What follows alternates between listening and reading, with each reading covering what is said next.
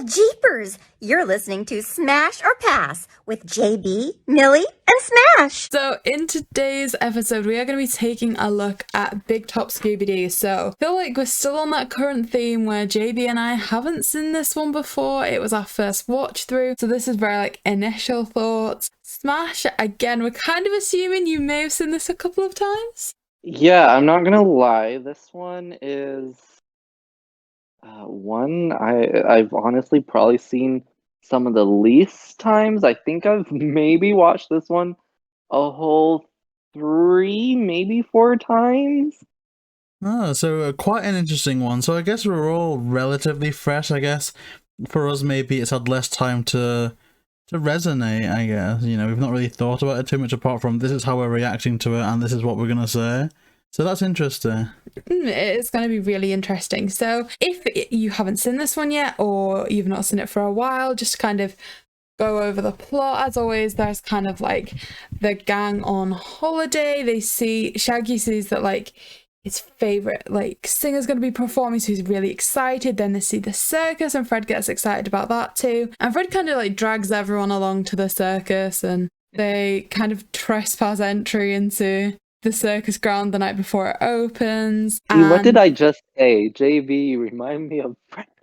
Oh my gosh, see, that's actually legit, like off camera. And I do think if we were in that scenario, I would be like, oh my gosh, it's the circus. Can we go? Can we get cotton candy? And I'd be very much the goody two-shoes, like, oh, we can't go in there, it's closed. Oh, well, I wouldn't break in. I'd be pooing myself. I feel like you'd just like drag us along.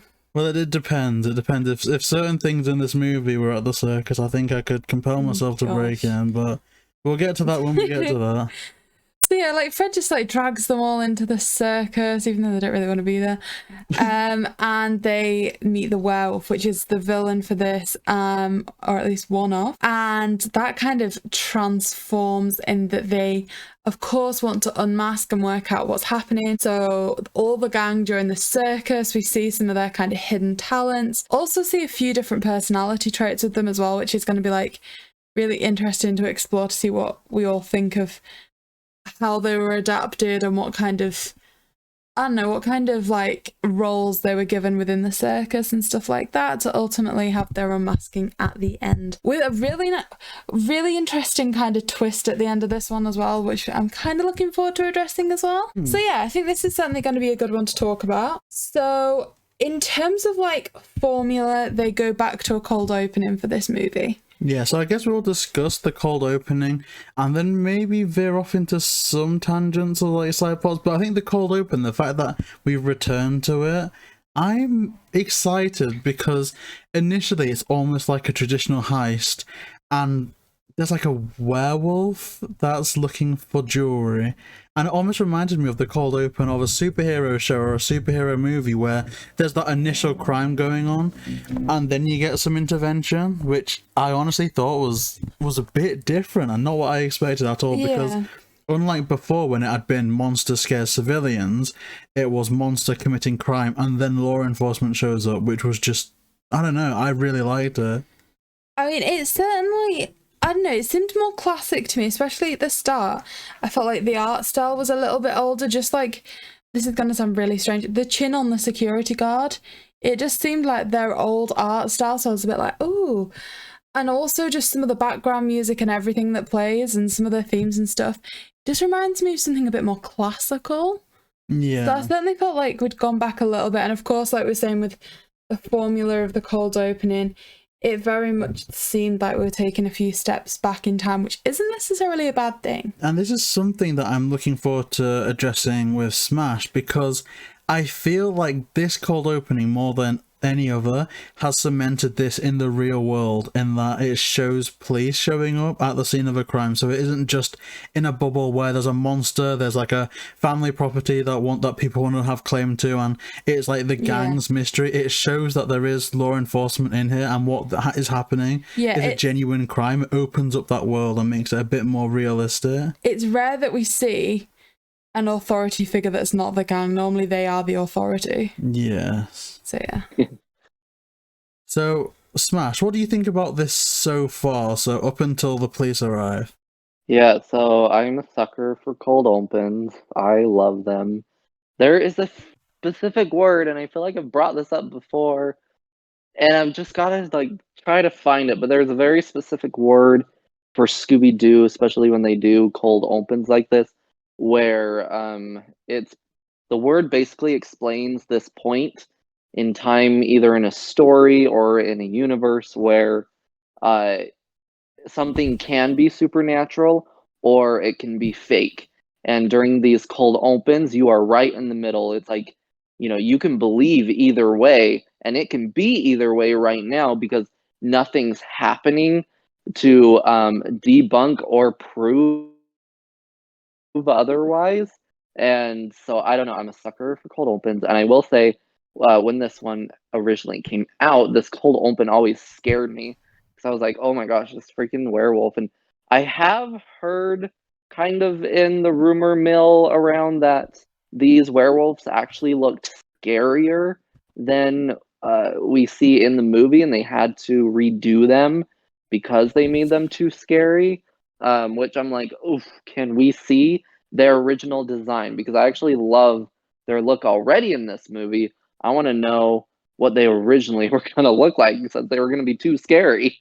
Um, but I also love that, uh, we have this circus themed movie, and it's not a clown. It's not, like rogue animals or some. Well, okay, besides the werewolf part, but but it's not like a circus themed villain. It's a werewolf, and I love that aspect. That, oh, we're at the circus, but this villain doesn't even fit our theme of where we are, because I mean, originally in this story, the werewolf isn't even, it doesn't even have any sort of involvement with the circus. It just kind of intertwines eventually with it. Um, and so I do love the fact too that we are seeing, law enforcement before the gang show up.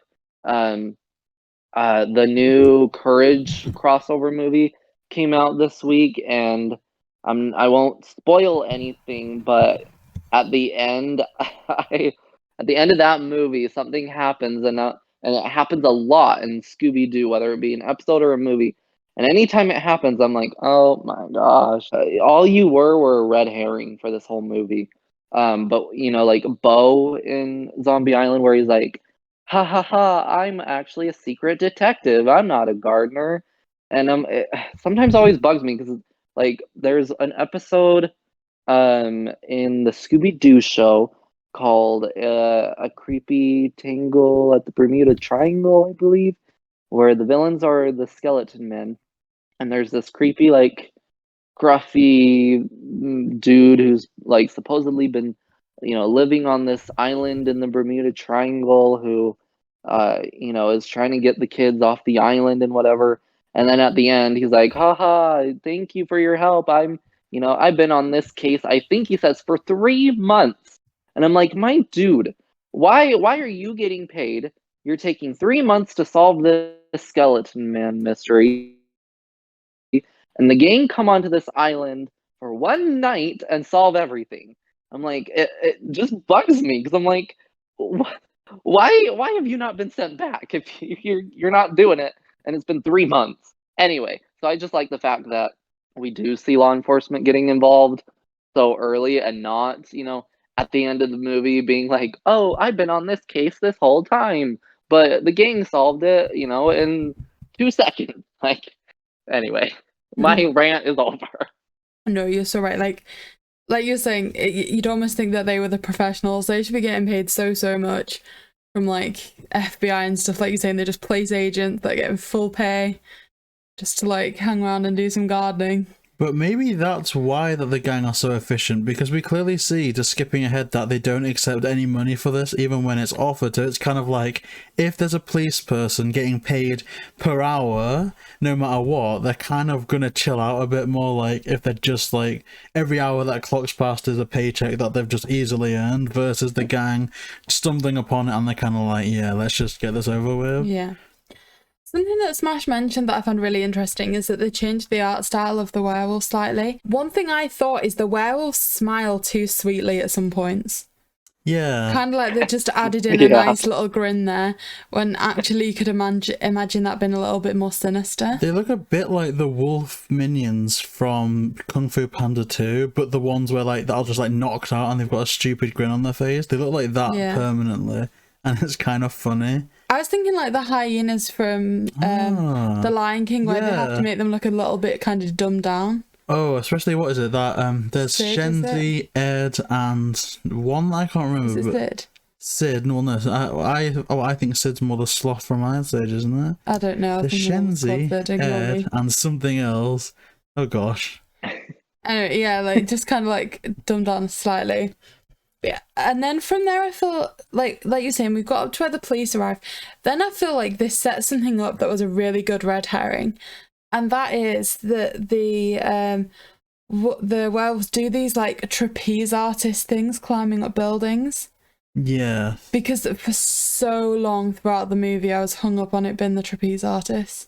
But let it also be known that the police have full-on guns in this, and they've got no hesitations about firing at buildings that are seemingly apartments. So for all the werewolves are ducking and diving, the police are full-on firing at buildings, and a part of me just kind of feels like this must have been released before, I don't know, just before this became a major issue, because I'm sure they couldn't have shown that in a movie today, at least not one that's marketed to be child-friendly, because they don't look like, you know, Nerf guns or tranquil guns. They're full-on bullets, right? I mean, like, for all I consider 2012 quite recent, this is nearly 10 years old now.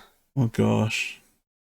Which is quite alarming to consider. Came out 2012, I believe, right? Yeah. So it's nearly like 10 years. Which, like I said, I still think of 2012 as like, oh yeah, so I've just kind of just started doing like this part of my schoolwork and stuff. I mean, like, oh gosh, a lot happened since then. I guess Smash will know better than us about, you know, gun controversy in like cartoons and Scooby Doo things, because I guess it's a more prominent issue over there versus here, where like no one's really got, well, I'm very sheltered. I do know a lot of people do have guns in the UK, but primarily when you think about guns in the UK, you just think 80-year-old farmer shooting at a trespasser because they got too close to a bit of corn. That's literally it. Yeah, that's very true. So were you just like thinking who's got a gun that you know? No. I was kind of thinking how like the contrast of the America thing where, like you say, they were just shooting guns at apartments, as opposed to the UK where that person in the town where I lived was like threatening to report a police officer because they were like trying to arrest them, like, you can't do that, if you touch me that's like a breach of this rule. And like here they just have like full-on guns. Yeah, which is, I don't know, I guess I don't really know much about the scene over there. Well, what I do say is, like, I think I'd be infinitely more terrified going out and about in America, because I'm just paranoid in general. Like, I'm scared going out in the UK, and worst that will happen really is some kid will just like call you a name and spit on you. But like, if the same kids had like access to guns, I'd be like, oh yeah, maybe not, maybe I'll just be a shut-in for a bit. Maybe.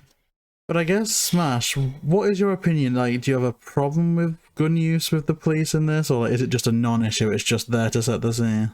You know, I know, because I think we have grown up in such different environments and rules and stuff, and so, like, I mean, I don't know how much I should really say, but I'll just say this, that, like, where I live with my friends, we have guns in our house.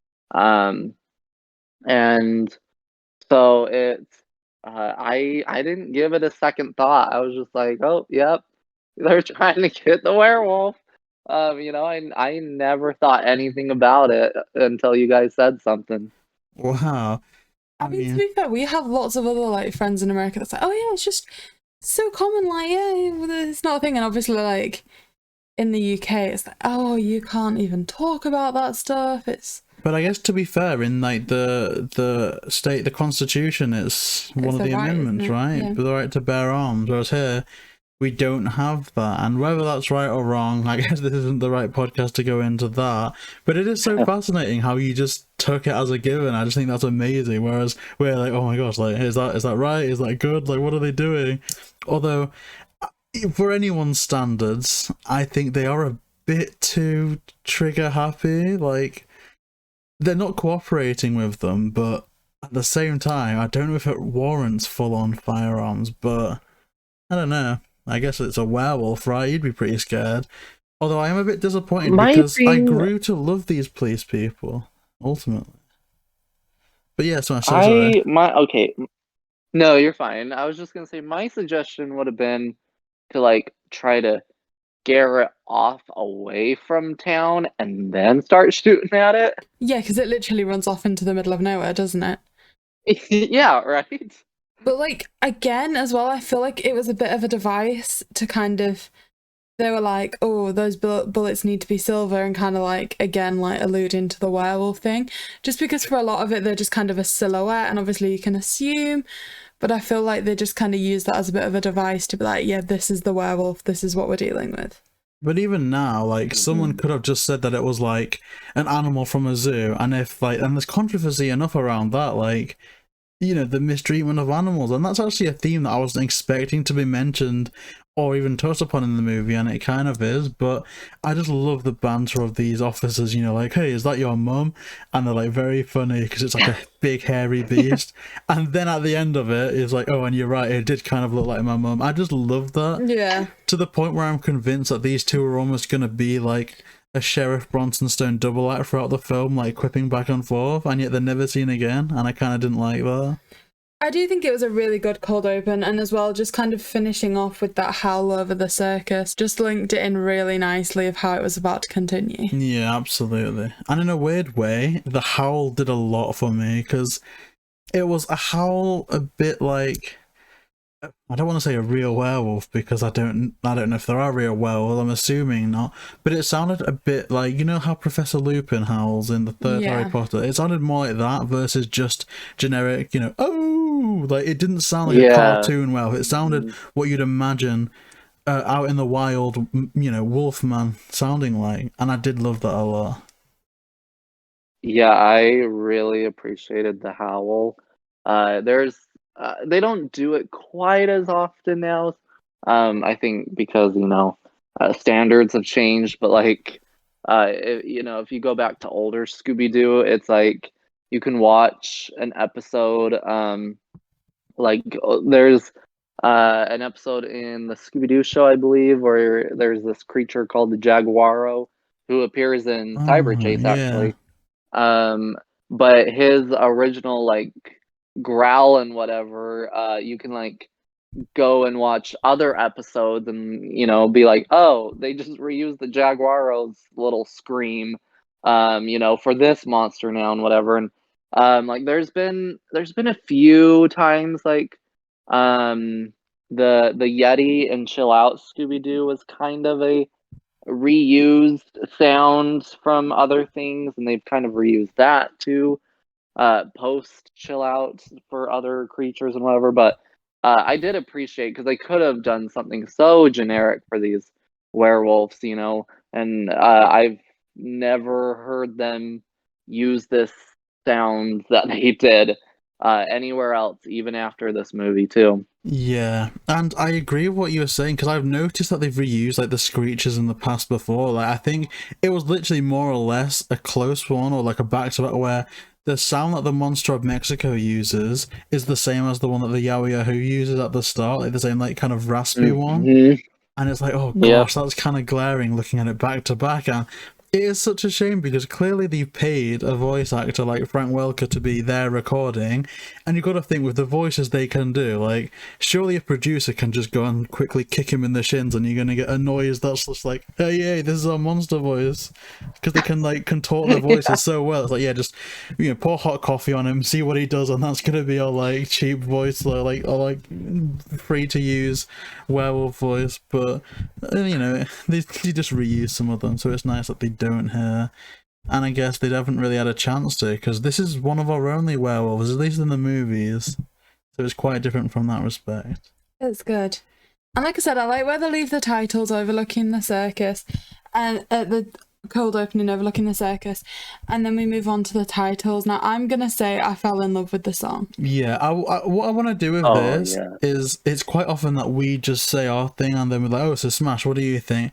I kind of want to be a bit bold and say, if you could walk us through the opening titles, Smash, first, and what you thought of it, and then we'll kind of chime in with our incompetent nattering. Yeah, okay. So, first of all, I love this song. It in a way has like I mean, I wouldn't say it's like a scary song, but it has an eerie feeling to it. And I really like too kind of what they did with the opening, you know, style wise. I'm trying to think what you would even describe it as, because my first thought was like origami, but I'm like, no, it wasn't origami. I'm gonna try to pull up a picture of it to kind of remind myself. I compared it a bit to Yoshi's Crafted World, if you've played or seen that game. Yeah, definitely. And you did kind of make an origami reference with Paper Mario as well, and said that it was a bit like that. They almost are kind of like puppets in a way at times too. Yeah, especially with how like they pop up and stuff. And Velma almost looks like, you know, those itty bitty toys where the head is of like the same size as the body. I love the itty bitties. And they're almost like plushies. Yeah. Do you not think that she like looks a bit like our Shaggy Shaggy itty bitty? No, stop it. I'll spend all of tonight eBaying itty bitties now. Oh, no, that's too cute. I just want to cuddle them all. Oh, okay, I'm gonna stop. But yeah, I do see what you mean. Yeah, the song that does play during this is called, I mean, When the Circus Comes to Town, that's what it's called. I don't know who sings this one, honestly. No, well, I get what you mean about the spooky vibe. It reminds me of something that would have played alongside a Carnival episode in Goosebumps, almost like you'd imagine when the witch in Hocus Pocus is singing to all the children, that an equivalent Pied Piper in a carnival would sing it to enhance the audience to do something, or like something like that. I very much put that this isn't just like a classic Scooby thing. This is a classic like Halloween movie, kind of creepy carnival. Yeah. Like, you could almost imagine that song kind of playing as somebody was going through a fun house with, like, mirrored walls and stuff. Oh, you know, like Pennywise singing, like, a weird version of it. Couldn't you? You could literally fit this with any movie like that. But at the same time, I think Smash is very right in their kind of, like, words when they said, thank goodness it isn't a clown, because I think a clown would have worked, but the fact that it's such an incongruent monster to like it's so out of place, it makes it a bit creepier, because it's almost like this is just a crazy person in a costume. They've not like just worked at a carnival or whatever. Like it makes it seem a bit more unplanned, which is in a way a bit scarier. For some reason, I always seem to find I engage more with movies if I'd actually be scared of them myself. This is one where I'd have been scared of the villain. Like, they did a great job with the animation of the werewolf and stuff, and just how they drew it, because it did look quite creepy. Whereas, like, I think it's fair to say, and I made this relatively clear when we reviewed this, that, like, looking at, for example, Alien Invasion, or Invaders, I always get it mixed up with the two. Invaders. Like, just seeing the green aliens, I was a bit like, I'm sorry, you cannot convince me that they could swoop down and encounter us now and you wouldn't be afraid. I don't know, I just thought they didn't look threatening. I mean, to be fair, and what would make it scary if Lester had just met up with us the night before and had gone on about probing, I think I'd be 8 times more scared, in all honesty. And as well, like with clowns, it is a phobia for some people, but I feel like unless it's your phobia, it's probably not going to affect you that much. Like, I went to school with a girl, and if you literally just said the word clown, she'd start screaming and covering her ears. So obviously for her, it'd be like, oh gosh, this is like so scary to watch. Whereas like, I feel like without having a like specific phobia, it'd be more difficult to engage with. I want to say it's chloronophobia. I don't know. But I'm not sure. Maybe something else. But so yeah, my friend Angie that I live with is terrified of clowns. Oh wow.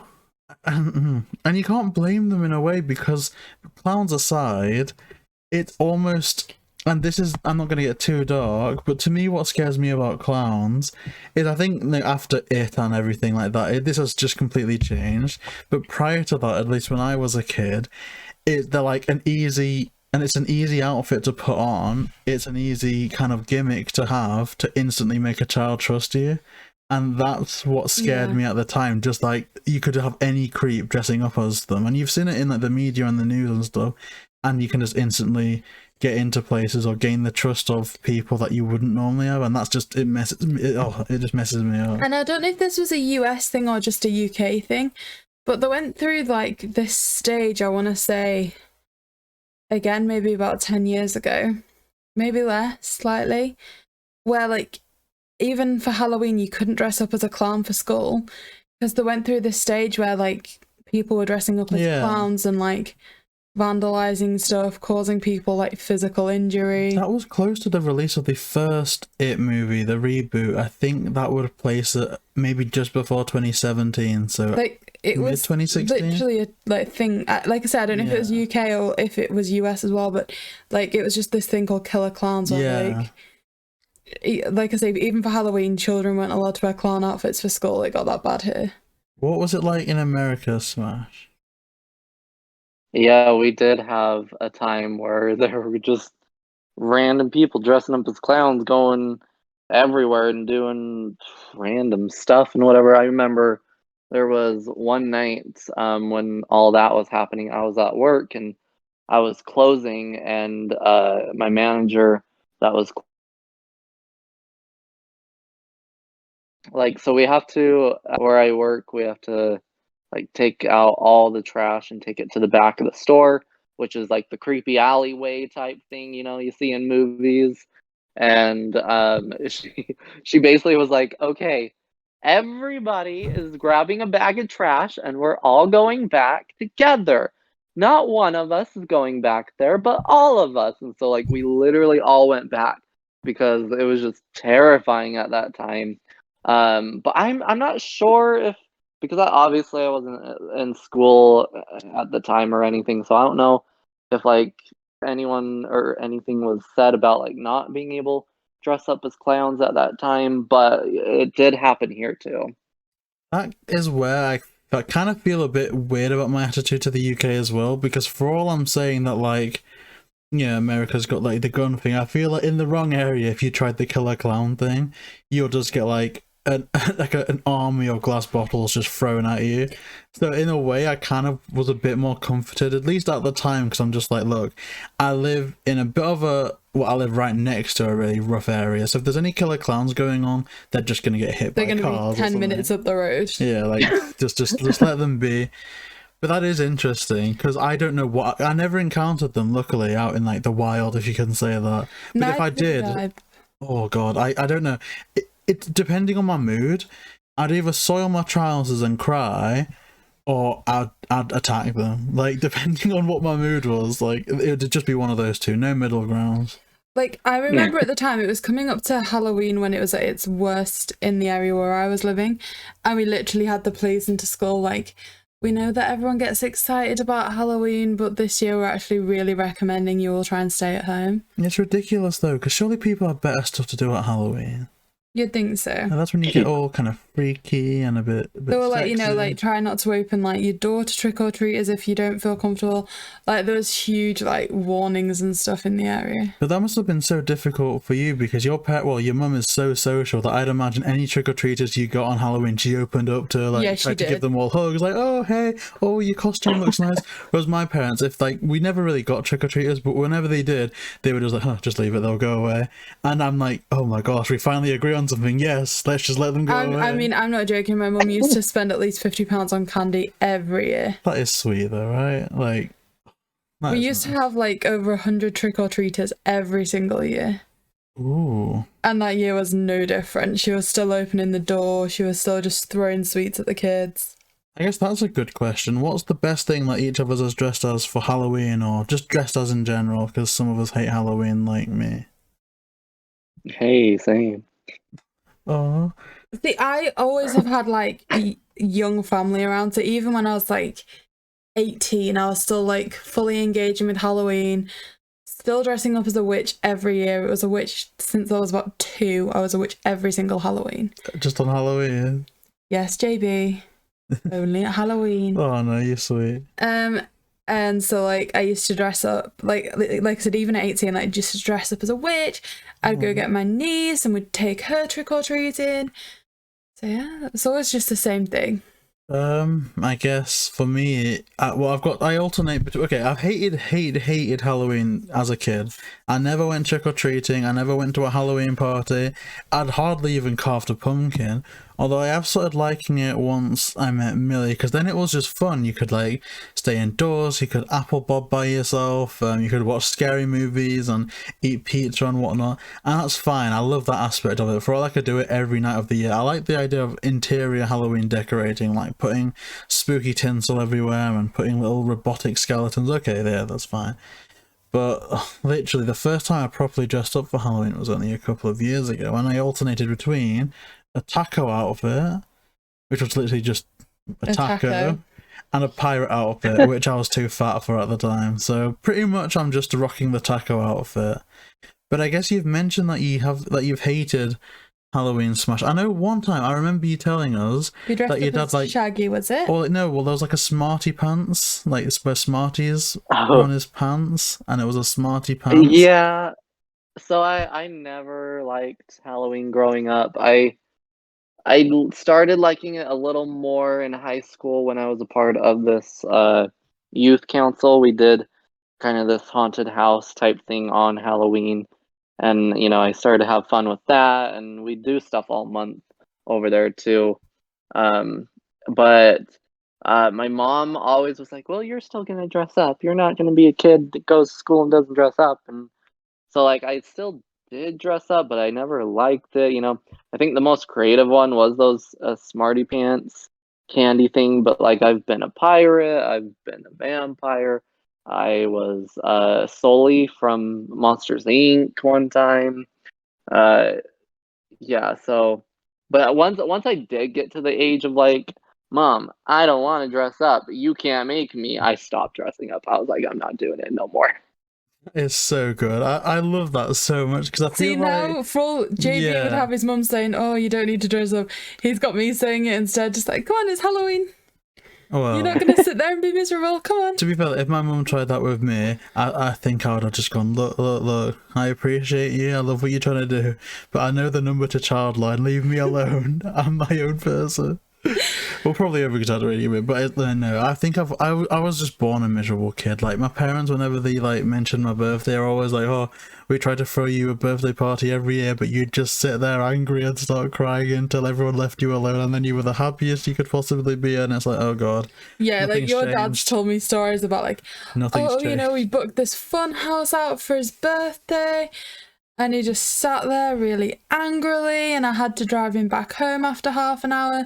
So there was all these kids from his class just enjoying this place that I'd paid for, and he wasn't there anymore. To be fair, if they'd known me, I would have been the cheapest kid in the world on like birthdays, because it's like, if I got a lie-in, I'd be happy. Spend no money, just please let me have a lie-in, maybe let me have a McDonald's, and I promise you, I'll be happy.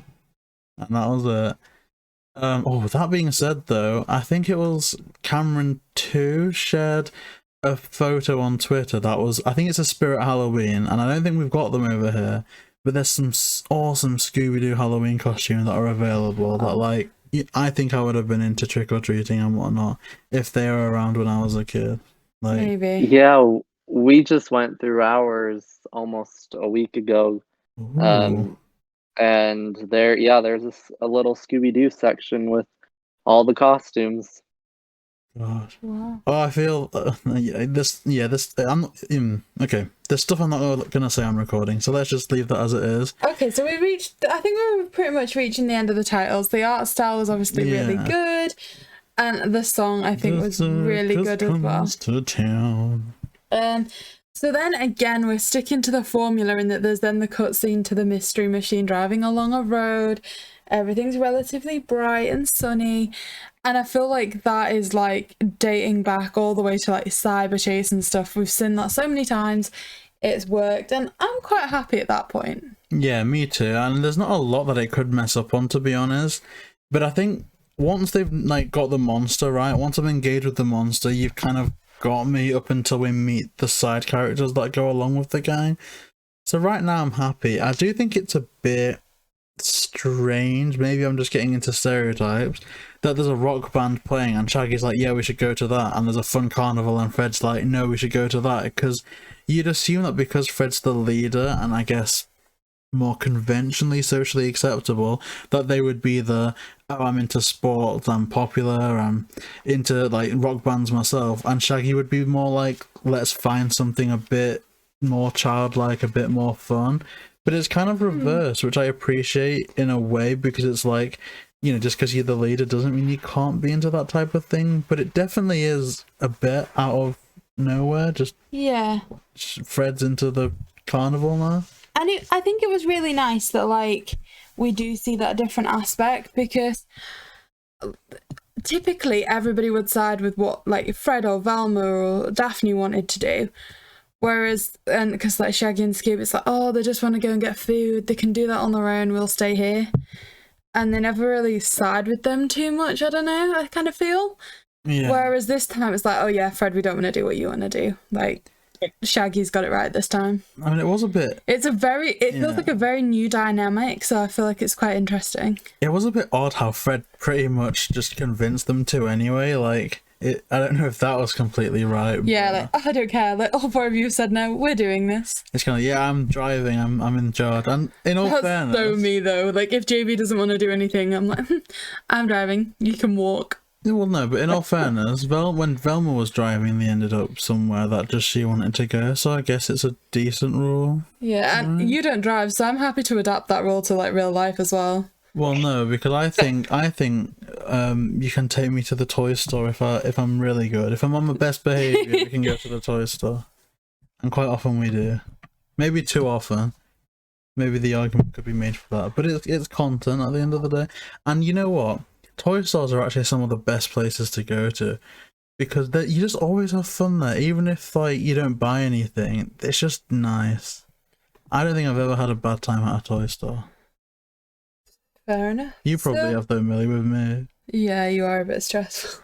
So they get to the circus, Fred drags them there, and then they literally like trespass into the circus because it's closed until the next day. Yeah. So on their journey trespassing, they encounter a guy, and they transpire to be the owner of the circus. They said that they inherited it a couple of months ago, and I don't know their name. What's their name? Does anyone have this guy's name? He's the one that has like wolf hair, or like just long slick black hair. You can just call them owner for any purposes, because I'm drawing a blank. I never write the names down. It's something that I really need to start doing. But my issue is that I hear the names and I just like I mishear them, so I kind of write down what's closest to it, and then I just end up resulting to guy this, guy that, owner this, owner that. And it never works. So to me, they're just like the ringmaster of the circus. That's it. Yeah. But yeah, like you say, we meet them. That's a bit strange. I guess it's kind of strange that the circus is so empty the night before it starts as well, but they kind of explain that away. You'd think that they'd be preparing or something, but nothing. The monkey thing was really funny. You know, when they were stood opposite the cage doing the faces, I was finding that really funny. But at the same time, I called that something was going to happen. Like I said to JayBee, they're about to do an expression that neither of them are doing. And it's going to be because the werewolf's doing it behind them. But then obviously that wasn't the case because they just ran away and hid instead. But I think that was kind of like, again, quite formulaic. You kind of knew what to expect. Yeah, absolutely. And I don't think that's a bad thing, because they do just bring it right down to the classic aspect, down to, you know, abandoned carnival, spooky carnival. It's where it starts to like come together, where I don't know what the point of this was, but for some reason when the owner shows up and encounters the werewolf after that funny baboon sequence or chimpanzee sequence, they try and like hold some garlic up to them, and I don't know if that's just making the guy seem a bit stupid or if it's like a reference to Music of the Vampire, because it's Daphne that's like, oh no, garlic's for vampires, like trust me, I know. But I don't know. But then at the same time, it's like, why does the light work? And that's never actually explained. Why does a light scare the werewolf? Because obviously it's not like something that typically would happen with. It's not like a ghost or something. It's not like the suit's made out of something that can't reflect sunlight, or it's never explained why suddenly a light would make it want to run away. I guess if I'm making it a bit tinfoil hat, super hyper realistic, unless they're like a multi-millionaire with a Hollywood budget, that suit at the end of the day is still gonna be what amounts to a relatively obvious costume in some light. So maybe if there was a massive bright light on them, it's going to be exposed as more obviously a costume, because obviously the eyes, they can't make eyes blink or whatever in that way. So maybe it will just show that the eyes will just, I don't know, it'll just show the falsity of the costume a bit more. I mean, I might just be dragging this out too far, but I'd say that because it's a circus, they'd have a better costume department than like maybe a lot of the villains we see that seem to have like multi-million-pound mechanical suits and stuff. Then again, we see later on when Shaggy has an encounter with them, it just like some of the fur just rips off like that. So I don't know about the quality of it. And obviously if they're like sticking, you know, spoiler alert, monkeys in there, it can't be like super expensive, right? Because you know. True. Okay, so then they decide that the way like to move forward is that they need to join the circus, and I feel like there's some really interesting things to discuss here, kind of like adaptations of characters and where they'd fit in. So it starts with Fred, and I don't know, like, I don't know if I'm just kind of guilty of making them into a stereotype. I wasn't thinking that they'd be like with the trapeze artist. I was thinking that they'd like try and do the world's strongest man thing, like lifting stuff. I don't know, I didn't see them as like jumping about on like wires and stuff. I thought they were going to maybe make that Daphne's role. Well, what shocked me even more was the fact that the owner was outright saying we need to train up these types of acts specifically because they're phasing out the trained animal things. Because when I first saw the baboons in the cages, I was like, oh my gosh, I can't believe that they're actually showing animals in cages, because I thought that was something that was so controversial that they either wouldn't be animals in the circus in the Scooby Doo movie, or it would have been very minimal. But the fact that they're actually saying, oh no, it weirds people out, and there's stories about abusive training methods, I'm like, oh my god, okay. So some hard-hitting issues. Yeah. I'm going to say that 2012 was maybe, I again don't really know the law for America, but in the UK they did ban like animals in circuses and stuff. I went to see one, and then I think it was banned 2 years later. So I don't know if that was about this time, maybe. But then I don't know. I mean, again, maybe this is something that's more of maybe our perspective, although I feel like it's universal. Did you at any point have any thoughts about that smASH, the kind of use of animals or not animals, or was it just whatever? Okay, so I actually kind of have a funny story about this. So I never did go to like a circus or anything, and now they basically don't exist here anymore. Like, you're not really allowed to do any sort of that type of thing over here in America. But what was it? It was like 2011, I believe. So like a year before this movie came out, I think. Anyway, I had surgery. I had an open heart surgery done in UCLA, California, and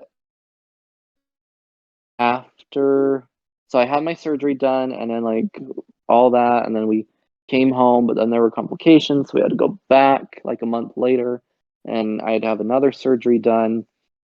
And after that one, like we had to stay, like we didn't have to stay in the hospital, but we had to stay in California for a little bit. And there was one night that my parents and I like went out to dinner, and we went to go try California Pizza Kitchen. It's a place, you know, here. And anyway, it was like right across the street from this theater, and I really couldn't tell you the name of the theater anymore, but have you guys ever seen or even just heard of the movie Zookeeper? Heard of it, yeah. Is that the guy he's in a lot of Adam Sandler films? I can literally Yeah. visualize the front cover of the movie, isn't it? Like a There's like a guy stood in the talking middle gorilla with in it. different animals stood around him. Yeah. And they sing that Apple Bottom Jeans song. Yeah. Okay. So anyway, so right across the street from where we were eating, they were actually doing the world premiere for that movie. And so, you know, obviously they had like all the stars, they had like I don't think they actually had animals, but there were like, you know, kind of like giant stuffed animals and stuff, you know. Anyway, it was like a huge event that was going on, obviously. And all around it there were protesters for this movie, because they believed that they treated the animals very poorly that were in this movie, and they had supposedly all these photos of proof, and they were specifically going after the elephants. In particular, they were like, the elephants were treated the worst in the making of this movie. This movie should not come out. It shouldn't premiere. You guys should be fined and sued and this and that. And so it was really interesting to see that happen, of like, you know, this world premiere event for this movie, and all of a sudden there was just like this mob going at it, trying to get this movie, basically like steal the movie and destroy it, and it was so weird. Yeah, I guess a part of me can kind of see where they're coming from. If obviously if the animals are mistreated in any context, it's not acceptable. But even without that, I suppose if they're trying to convince animals to do something that isn't completely natural for profit, then I can kind of see a bit of that. And I guess that's why I've always liked to support zoos, because I know people just have issues with zoos in general because they're caged and it's all of that stuff.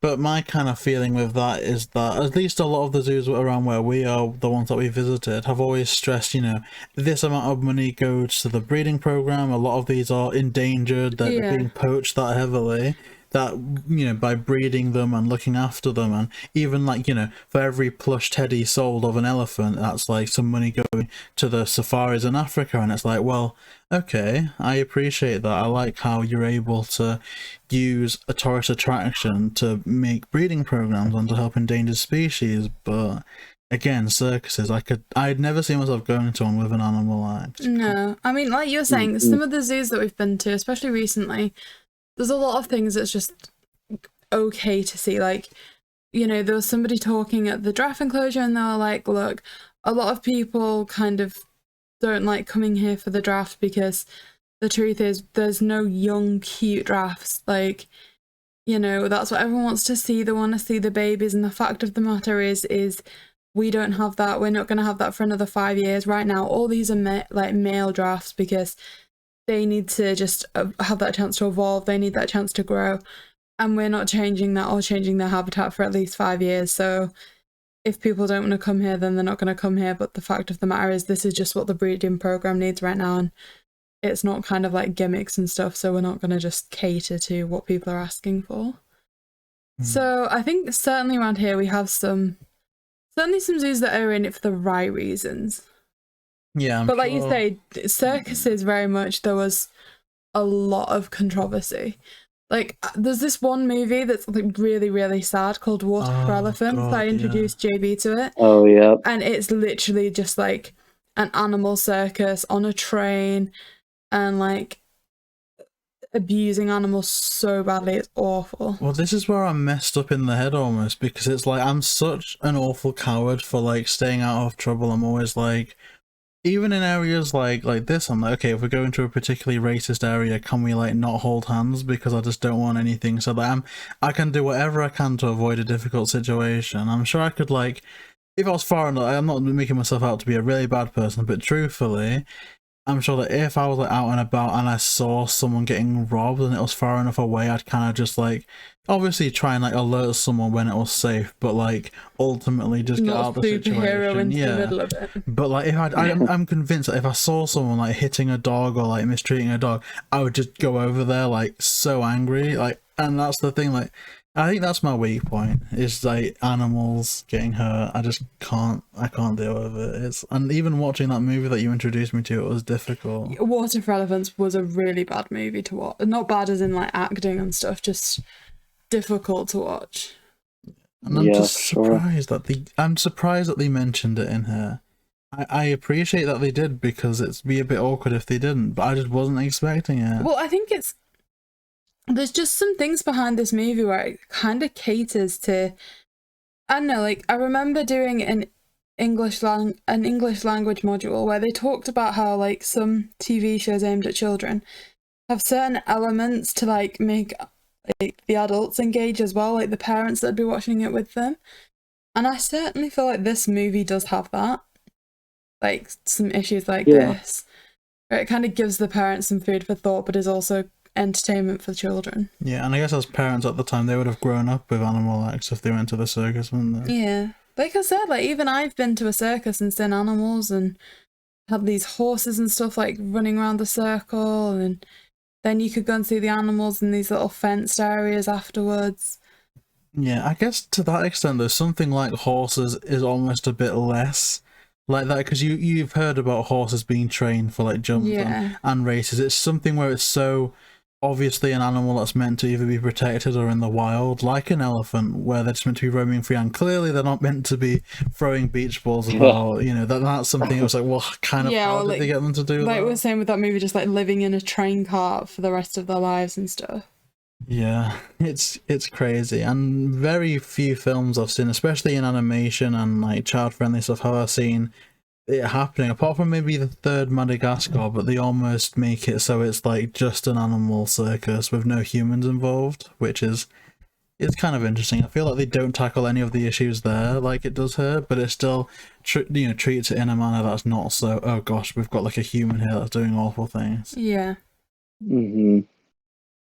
It's like that was one big tangent, possibly. Well, there. it's I'm about kind of the looking context, at my notes, the like context of the movie, and it's just important because I know we said after Camp Scare that that's the height of darkness, and I don't think this is a dark movie even by mentioning those things, but it does ground it in reality a bit more for me, to the point where if there was a sequence like that, and maybe even with the strongman carrying the horse about, I'm a bit like, yeah, that just isn't quite right. In a movie that I just don't imagine, like, I don't think when we get to some of the other ones that I'll be feeling the same way, but I guess it's just something important to talk about. So I guess we were talking about Fred being like assigned to the tightrope, and like the roles and stuff. Like I said, I imagined them as the more strongman role. I don't know if that's just some pretty terrible stereotyping on my part after like what we've seen of his character before.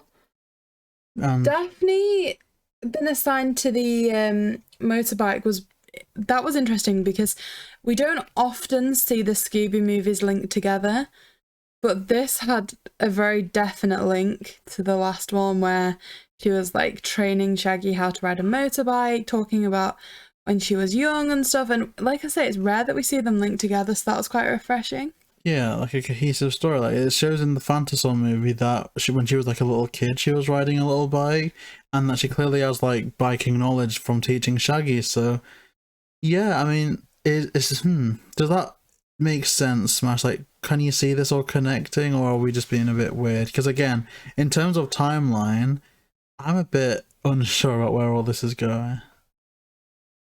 Yeah, no, I mean, it makes sense, especially like when this movie came out, I believe Mystery Incorporated was either still going or it just ended.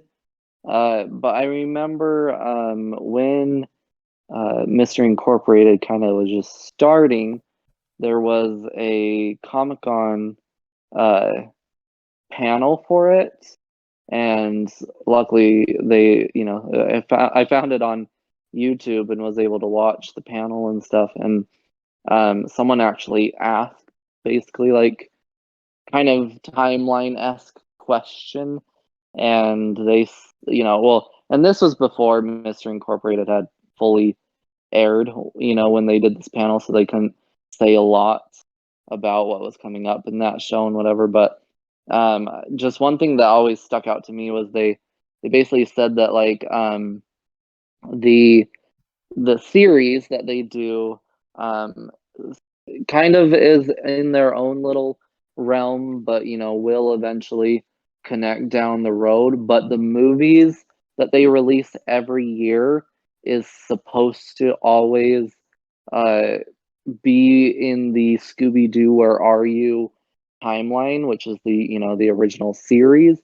And so, the fact that there even is some continuity, you kind of have to hold on to any of it that you can get. And I do love that they were like, oh, we talked about this a few movies ago. Let's have Daphne do it.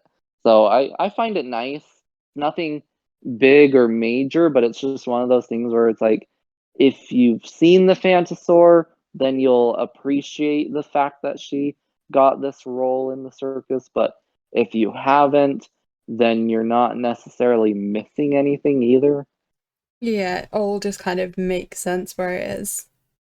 I guess the next out of like assignment or character and stuff is Shaggy. Now, we talked about JayBee having a taco outfit. If you remember how Shaggy looks in this movie, that's like JayBee in his taco shell. Yeah, it's a bit ridiculous. Like the curve around the neck and stuff. It's weird. I like a Hunger Games character, in all honesty. It's great. Oh, but here's what I will say, and this is... Oh, I was simping so hard for Daphne in this sequence. They were like, please tell me... In every sequence, No. Please tell me that the circus outfit comes back. Don't break my heart, Smash. I'm trying to remember what it even looks like. It's fire. That's what I'm gonna say. Yeah, look it up. The definition of on fleek. No. I saw it and then I was like, oh my god, no, stop it! Why are you doing this to me? Let's see, what does she look like? And even on the bike as well, like, yeah, okay. Well, hey, don't do that. You're gonna scare me. Okay, well, I hate to break your heart, but that has not come back. Oh no. I'll have to cherish this movie with all my heart then. I'll put it in a protective case so Millie can't chuck it in the bin. I guess it's also strange to almost see Scooby being appointed an animal role as well in this. Yeah, especially when their teeth in the first four were like, dog, where? Yeah. Or even, where was it? Was it a recent thing? Or was it something that we revisited? Where, it was in Courage, I think, where they got... Yeah, it was the new spoiler movie. alert, yeah.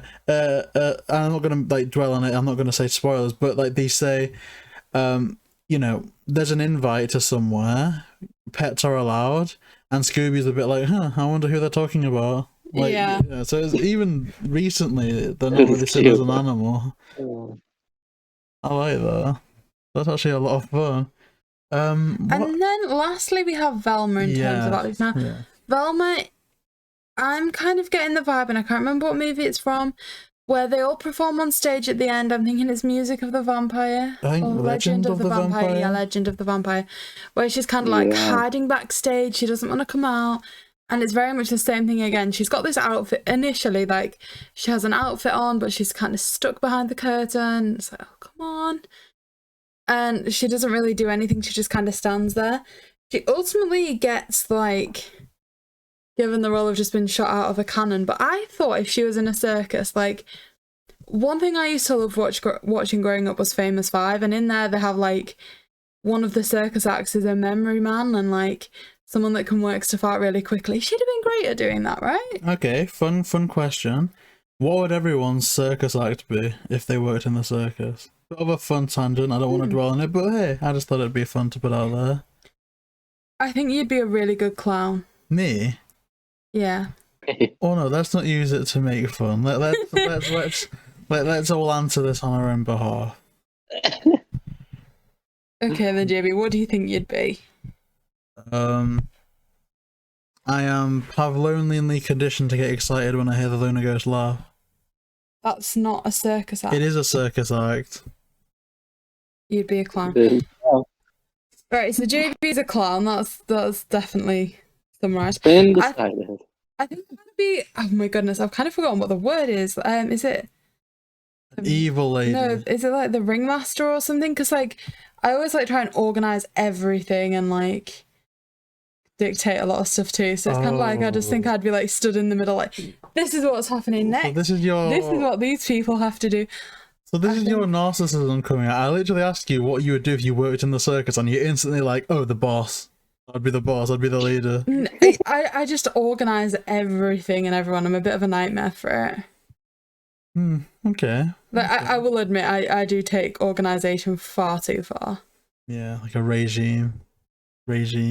Like, even in the morning, JayBee doesn't have to wake himself up. He knows that, like, I'm going to tell him when he has to be awake for work and all that kind of stuff. Well, did we say this on the show? I don't think we did, but there was a moment when we were away and I was so tired in the morning that Milly literally, like, got my outfit and, like, whacked it on me when I was asleep, to the point where when we got back from that whole entire day out and I took my shoes off, I was like, "Oh, what socks have you put on me? These are awful." Yeah, that happened. He got socks for his birthday. He'd not really seen them. No. He got back. They were not the socks. He got back from the day out and was like, "Oh, God. What have you put on my feet this morning?" It's like, he's a lot of work, aren't you, JayBee? No, I'm not. I'm cute. But I guess SMASH, what do you think you'd be in, like, the circus? You know, I don't know if there's really a role for this or if there's an exact title, but I would want to do like anything with like trampolines. I think that would be fun. Ooh, also, yeah, I could do that. Like, that would be a good act, like bouncing on trampolines, doing little flips and stuff. Well, I think back to like a retro thing, like Mario and Sonic at the Olympic Games, and there's like a trampoline event there where you can like do little tricks in the air and stuff before landing. Yeah, that'd be awesome. But another kind of adult moment, going back to the movie, I'm sure Velma is blasted out of the cannon naked, right? Her clothes are, and she just stays Her in clothes, there. Yeah. But she's naked in that. Yeah, it certainly implies that. Huh. I don't know what I think about that, but it's there. I don't know what I feel like, how I feel about Daphne being assigned to being a clown either. Like, or is that later on, or is that? I don't know. That's kind of the next thing I've got.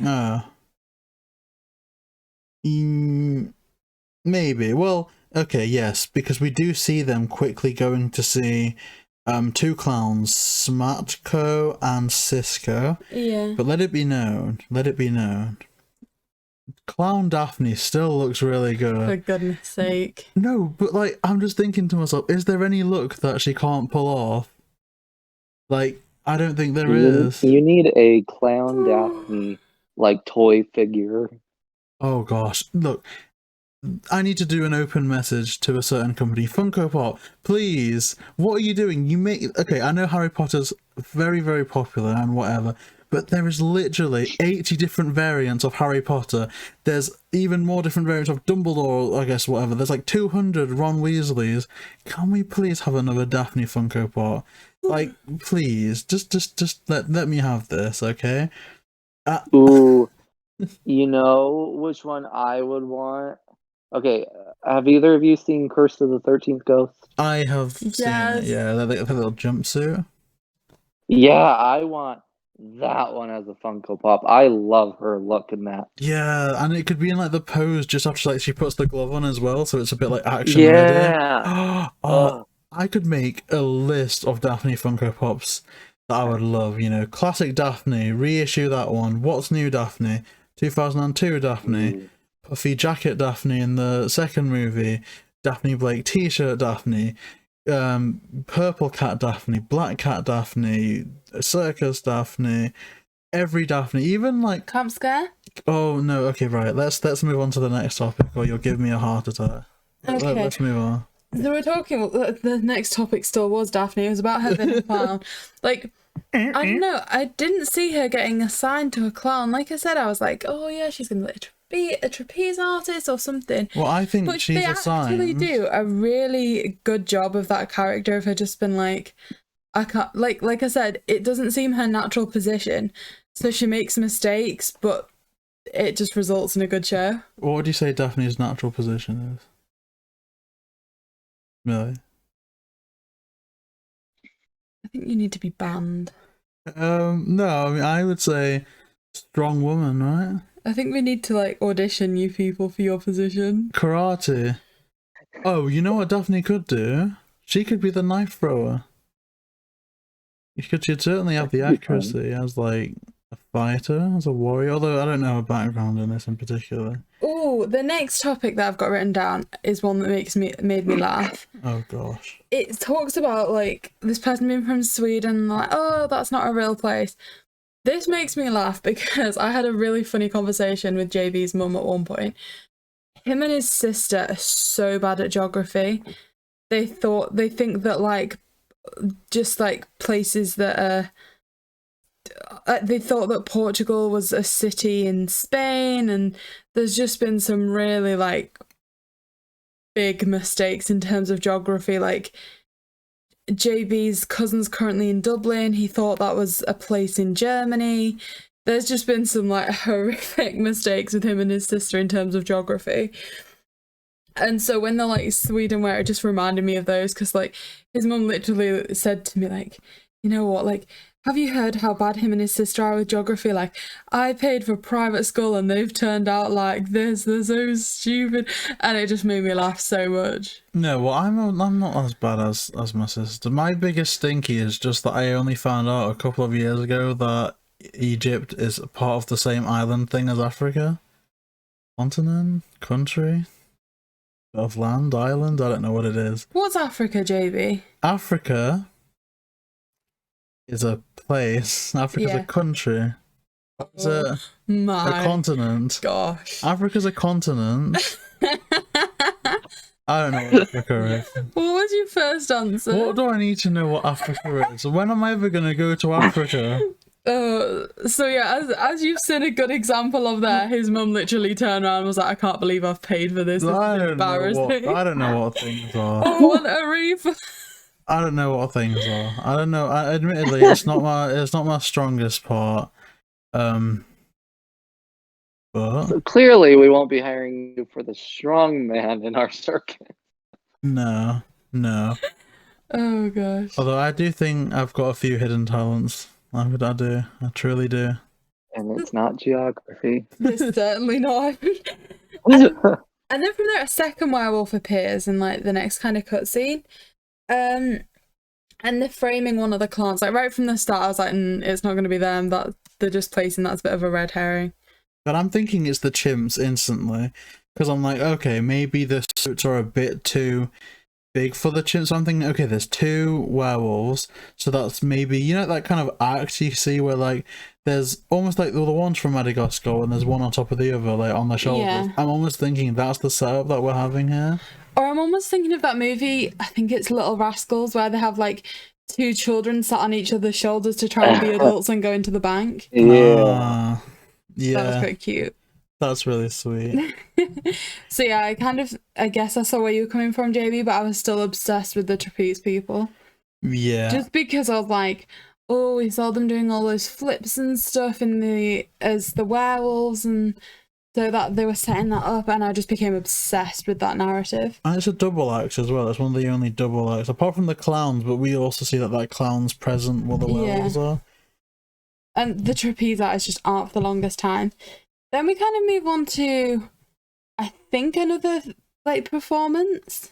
Yeah, so so there's like the tightrope with Fred then, I think. Yeah, and it's weird though, because the lady is, I don't know what to think about this. So we get told that, you know, Fred gets told be careful because the guy is very jealous and he doesn't want you to talk to the woman, but then don't not look at the woman because the woman gets flirty, and it's like, it seems a bit odd. My only saving grace with it is the fact that it adds for a bit of comedy in terms of Fred eventually teaming up with the guy, but also the fact that it isn't again used as another way to like make Daphne jealous, and then Daphne has to like get a guy. And yeah, I'm just glad there's one where they've again. like said that he needs to sort himself out, like not to drool over Mrs. Can't Scare and.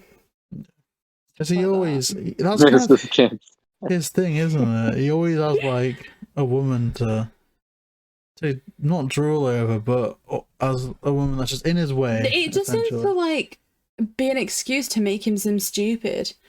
Like he suddenly just starts stuttering and stammering, and it goes from like, oh, let's set a trap, this is how this is gonna work, this is the physics and the trajectory of gravity and stuff like that, to But it never mentions why the woman is so flirty, right?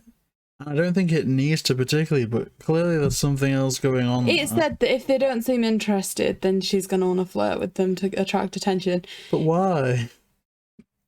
It just seemed like and it doesn't go anywhere. It doesn't serve the plot. It doesn't give a hint at who the villain is, because if they're not getting along, then why would...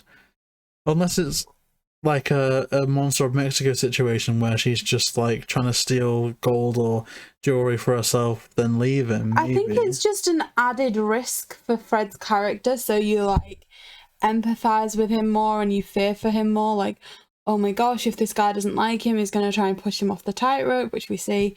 Oh, when they do that big like trapeze swinging thing, he's not going to catch him. I guess it just makes you kind of feel fear for his character. But at the same time, I feel like there's been enough fear built up with him when he's like auditioning for the role, and he's like, oh, well, you know, when I did training at summer camp, I caused, you know, like 55 injuries, and they were all my fault because I put someone into a group of people, and that group of people fell into the stadium, and the stadium collapsed, and then, you know what I mean, there's like a massive horror story concerned where Fred's very clumsy, and it's like, well, if they've set that up, do they really need to add another level of danger besides he's just clumsy? So maybe you see him fall a couple of times to the point where he's nervous on opening night, apart from what appears to just be a random bit of stereotype or a random, I don't want to call it like sexist, but just that there just being a bit random when it didn't need to be.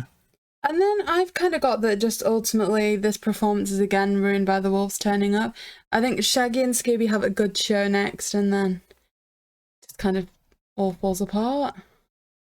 Yeah, but besides that, there's a bit of a... Is this where it starts with the conversation where Scooby is almost a side character to Shaggy? Yeah, it very much starts with, you know, there's this big performance, and then we're going to come to the next morning where it's like, oh my gosh, Shaggy's a celebrity, he was the best thing there, the best part of the night, front page news, and it's just like a huge thing, like, oh my gosh, they just did amazing.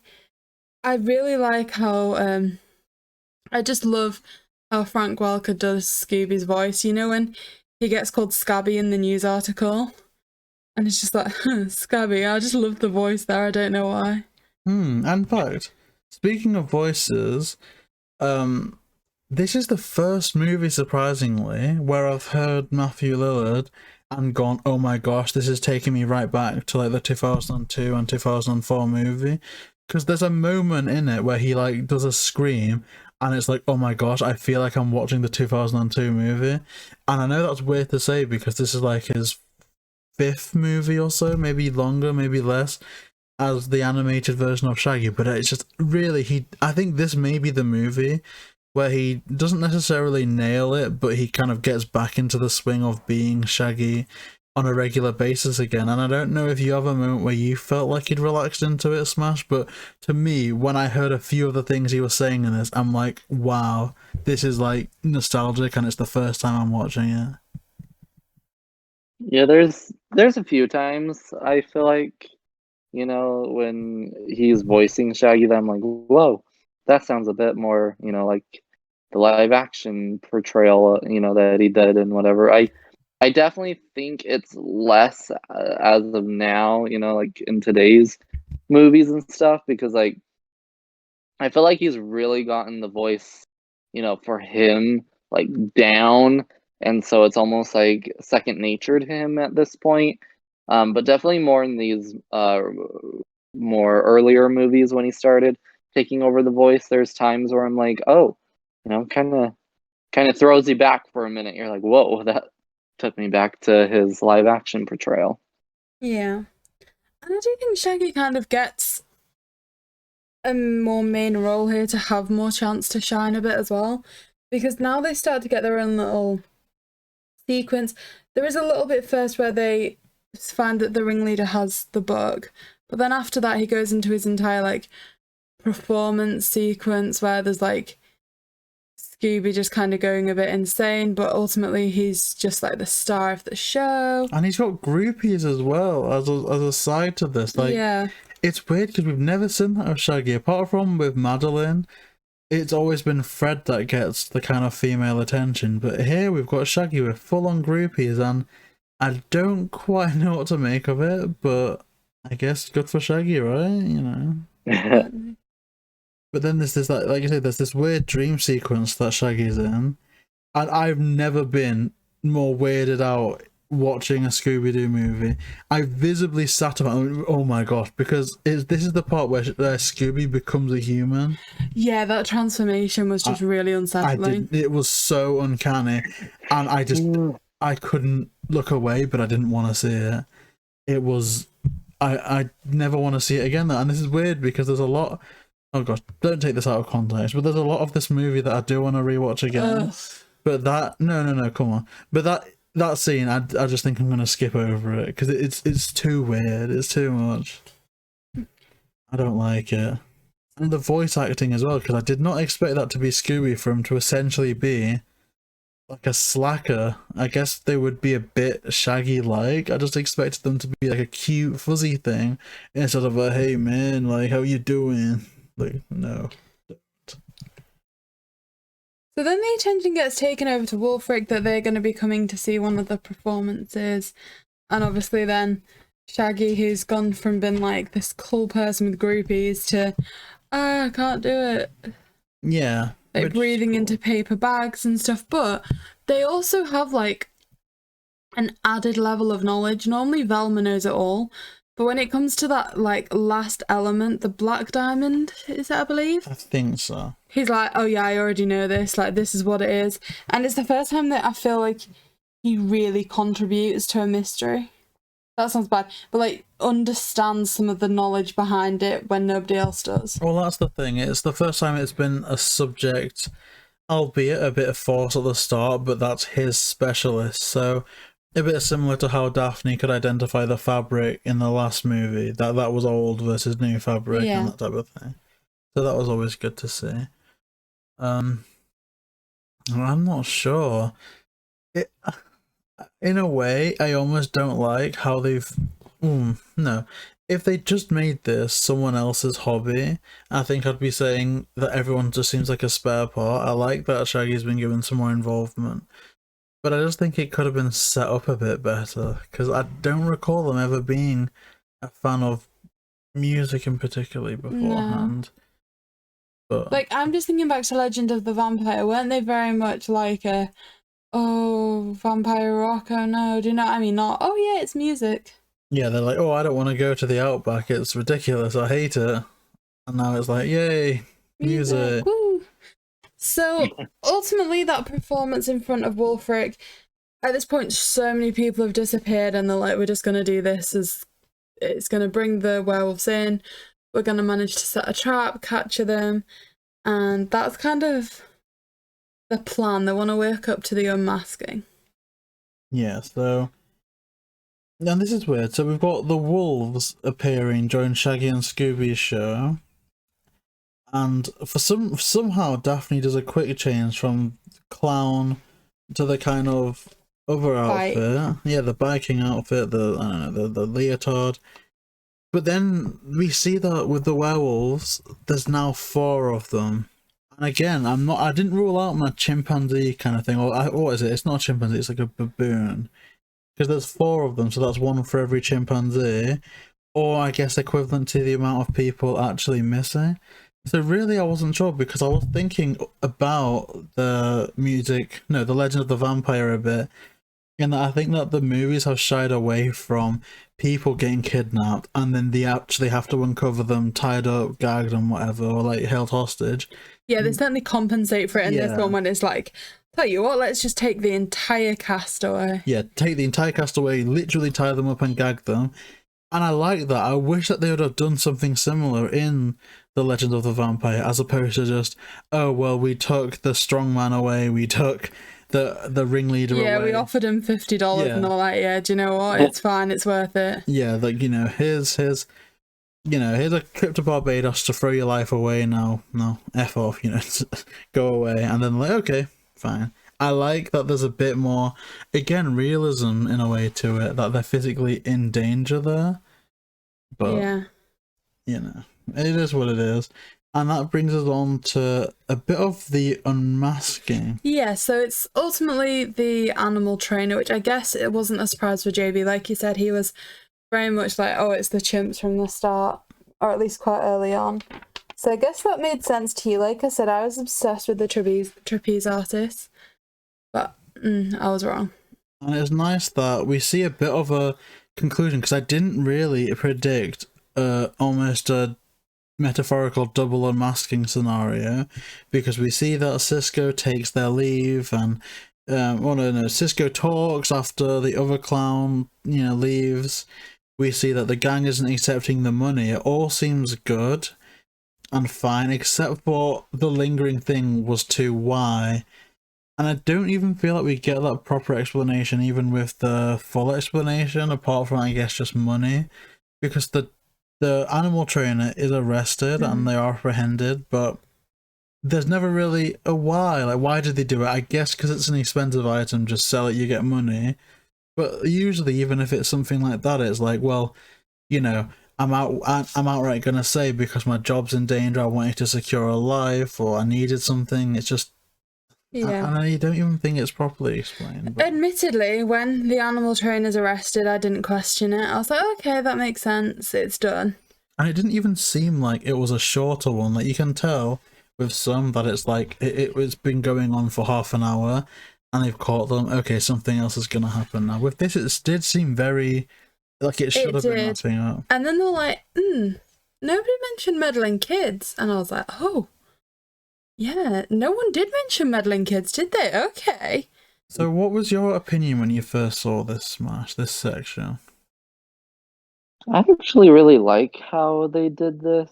I mean, I'm not too keen on like unmasking, solving mystery, and then, you know, like, oh, we have the real one or whatever, which this is quite a bit different. But I don't know. I really enjoyed that in a way, like the bad guy almost got away or something, you know. And I agree with what you guys have been saying. Like, I feel like this movie has quite a bit of realism to this, and even I feel like this is kind of like, you know, something like this could happen where, you know, it's kind of like a, ooh, tricked you, now we're getting away and stuff. And then, you know, I kind of like this whole train chase as well.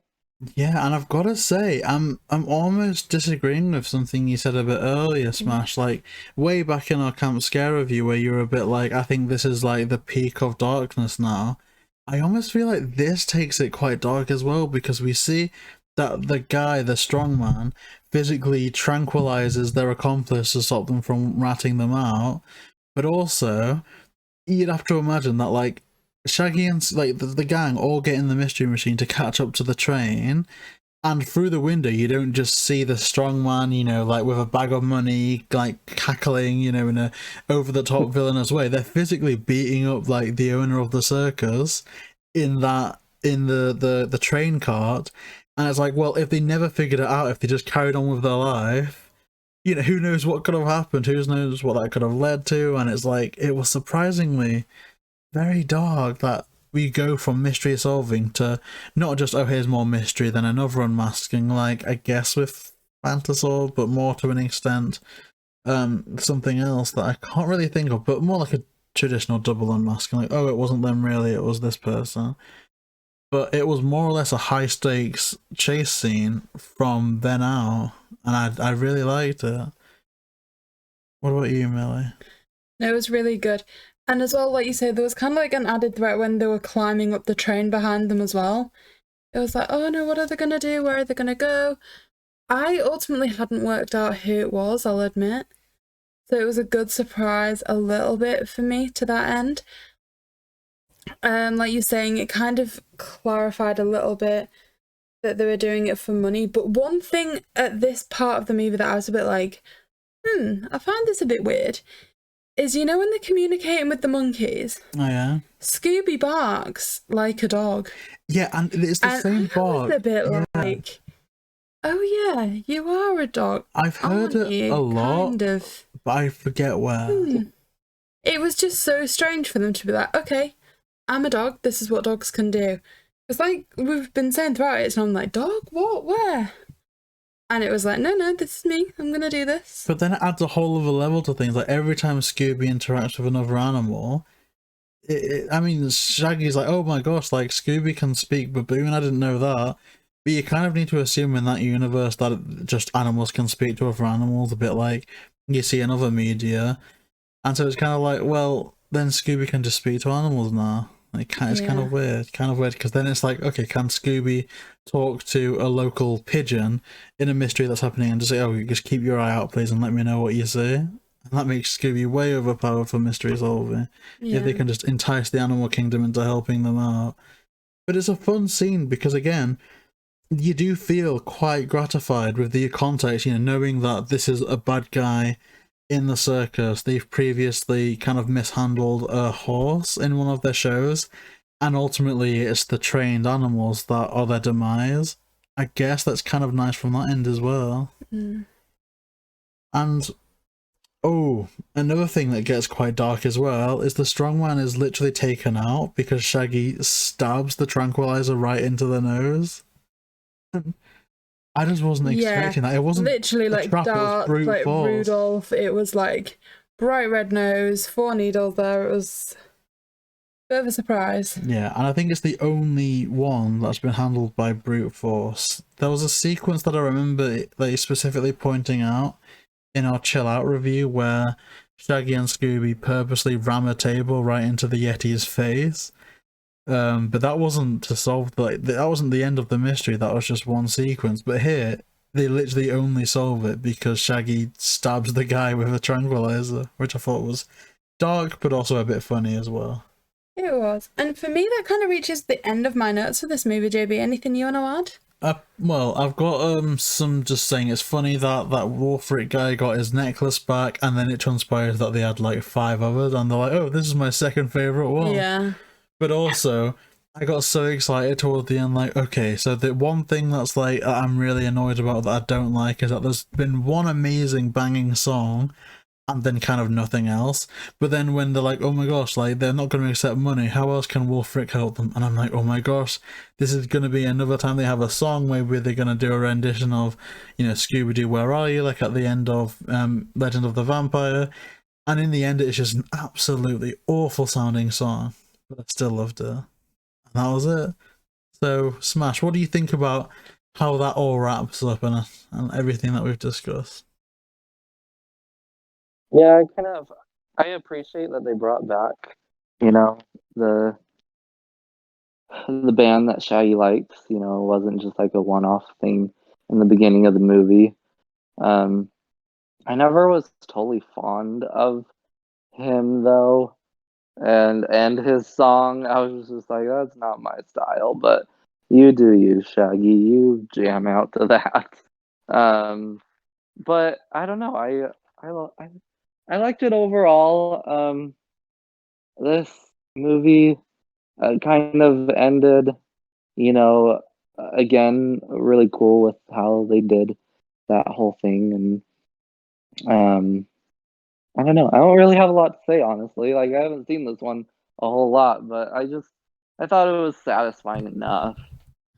Okay, so I guess with that we're kind of heading towards verdicts quite naturally, right, JayBee? I'd say so. So as always, we're going to start with you, JayBee.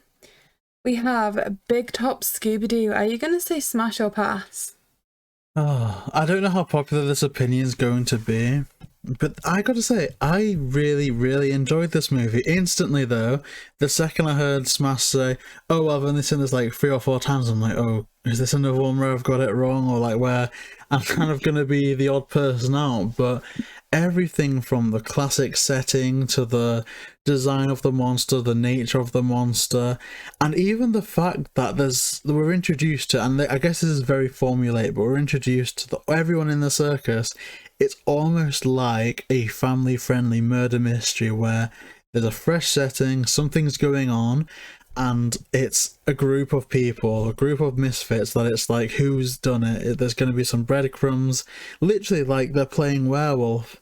And I just absolutely loved it. It appealed to the child version of me that was like, oh, I want to see crazy monsters, I want to listen to good music, I want to be in interesting settings. It appealed to the simp version of me. It appealed to the reviewer version of me where I'm liking how things are paced, I'm not bored.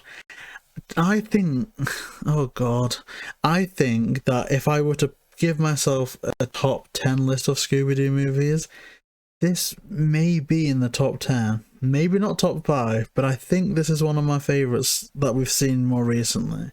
So I think I'm definitely gonna smash Big Top Scooby Doo. That's great. Millie, would you smash or pass Big Top Scooby Doo? I feel like it got off to a very, very good start. Like I said, I really liked the return of the original formula. The music at the start was incredible. My main issue was just that music style didn't continue. There weren't any amazing chase songs or anything throughout. It was just that one basic one at the start, which was a bit of a shame. Other than that, though, I think they did a lot very, very well. So ultimately, I'm going to say smash as well. So that just leaves you, Smash. Would you say smash or pass for Big Top Scooby Doo? Oh, I'm probably gonna be the odd one out. I seriously do not even remember getting this one. Like, I have no big memory attached to this movie. And like, as you guys said, I feel like this movie starts out really strong, but then it gets slow for me, and I get bored with all of the, oh, and we're gonna do this for the circus, and we're gonna be this part. I don't know why. I got bored with this one, and I just can't get myself to watch this one very much. So I'm gonna have to pass this one. Oh, so interesting. I feel like we've had every smash pass combination now. This is certainly the first one where me and you were like, yeah, this is great. And Smash is like, That's honestly, like, through the middle of this, there was one point when JayBee turned around to me and went, if I'm going to be passing this, it's going to have to take a very quick drop. Yeah. Because I think it's fair to say that we were certainly nervous entering this era of Scooby because we've not seen any of them before, really. And some of the ones that we've not seen before we struggled to engage with because it lost the nostalgia. And we were quite worried about this one. But, like, there was one point where he turned around and he was like, this is going to have to do something really bad to not be a smash right now. Like, maybe on second viewing, my opinion might change, but overall, I think I would watch this over something like that I'd grown up with, like, you know. You said that you preferred it to Witch's Ghost. Yeah, Witch's Ghost. Where's My Mummy? And one thing that I liked about this is it wasn't like the reveal at the end. It wasn't like oh yeah, it's not this, it's this. It was that's still valid, but it's required some extra thinking this time. I don't know, there was some things that they'd done right that they maybe did wrong with some of the old ones. I agree. But yeah, no, definitely. It's just great to have a different dynamic, like, you know, different variations of people saying smash and pass. But I guess I don't know. It's something weird about this one for me just it doesn't click with me. I mean, I know, you know, some people will enjoy it and stuff, but unfortunately, this is one I kind of forget about. I guess you get that with everything, though. Like, when we did our Alien Invaders episode, we were both like, oh, this is definitely maybe our, like, favourite animated Scooby movie, if not top 3. And Millie was kind of like, oh, well, I don't really like sci-fi or aliens, so I just disengaged with it a bit. Yeah, like, if the aliens were goofy. Like, I was quite rude about that one. Yeah, so there's always going to be stuff like that. But I guess now we should move into any community news. And I feel like we've got some personal news that we could do and then end with courage. So I guess we'll start with our kind of bad news, do we want to call it that? And then we'll end with some good news. So I guess our kind of bad news is that we were going to travel to Scotland, to Edinburgh, for the Scotland Comic Con, which was it the 9th of October, I think? Yeah, kind of that weekend. But the issue with that is that they had to announce that it was postponed. So the plan is that they're going to do it again for next year. Same time, same place. But yeah, it meant that we're not gonna go this year, so that means that we're not gonna meet Alicia Silverstone or Frank Welker, which is unfortunate, to be honest. But we still have the Matthew Lillard one. Yeah, which is the weekend after that, which is going to be in Manchester, which is just a hop, skip, and a jump away from us. So, for all that isn't happening, and we are ultimately going to get our tickets and our guest tickets refunded, purely for the fact that we don't know where we're going to be in October next year. We could be in a number of places, we could be working somewhere different, we could be doing another type of work, like we could be doing anything. Yeah, you know what I mean? And we could even be having a baby or something. We could be getting married. One of us could have been hit by a bus.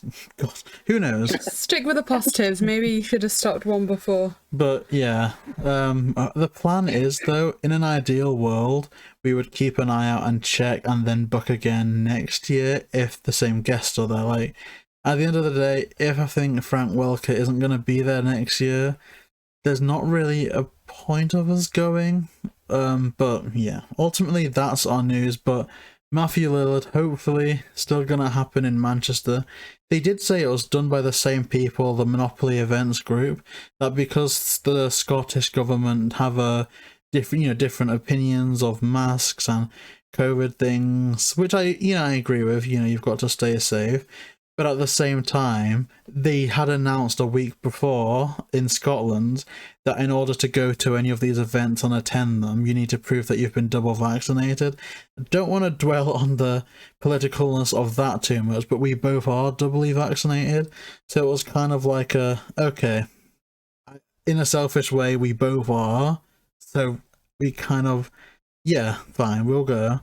But because they've postponed it now. Unfortunately, it is what it is. But I guess the good news leading on to that is smASH. Did you want to talk about Fan X, your hopes, your dreams, your whatever? Because that's the good news. I guess I want to end it on a bit of good news, at least personally. Yeah, so I mean, I don't know exactly when this episode will be out, but as of recording tomorrow, I'll be going to this convention called Fan X. And this was supposed to happen last year, but obviously COVID. But luckily, Frank Welker said that he will, return. And so, yeah, I will be meeting Frank Welker at FanX and getting a photo op with him and get his signature on there. So obviously, I'm hoping to do some sort of little vlog, but they are a bit stingy on like no recording, otherwise you have to pay us and stuff. So, but they'll at least be like pictures and stuff on social media about it and stuff. So, but that's exciting. So, I'm sorry you guys won't be able to meet him right now, but I'll meet him tomorrow. No, it's good. I was like, okay, we're kind of meeting them in spirit as well. Like, come on, like Team Smash or Pass is still gonna meet Frank Welker this year. So, what more could you want? Now, I would completely understand if you just want to tell me to like F off and you want to keep like big reveals or whatever to your channel or personal life. But I do need to ask, do you have intentions on getting him to sign something awesome? Or are you going for like a photo thing? Like, what's your plans with that? So originally I had wanted him to sign the 50th anniversary like Scooby Doo Where Are You Mystery Mansion set that came out 2 years ago. But then, there just with COVID and everything, things are kind of weird this year at FanX, and so I'm not exactly sure because you used to be able to take something to have them sign or get like a picture of like one of the characters that they've done and have them sign that. Like I did that with Freddie Prinze Jr. the last time I went. Just picked one of the Scooby Doo pictures that they had and had him sign that. But I'm not sure if they're going to allow you to have your own items signed.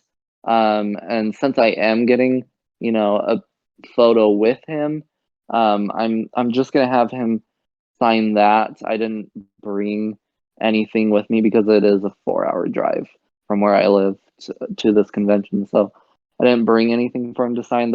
I mean, I do have my giant Scooby plush with me. I could have him sign this somehow if I wanted, and if they allowed. But yeah, unfortunately, because of COVID, the original thing I wanted him to sign probably isn't going to happen. But I'll obviously have him sign the picture that we get with him, and then I'll frame that and whatever. I'm not sure how stingy they're going to be about stuff, but I'm like really hoping I can bribe someone to letting me film him do like the Scooby Dooby Doo and or something of Fred. I'm like, please just let me record him doing that, because that'd be amazing.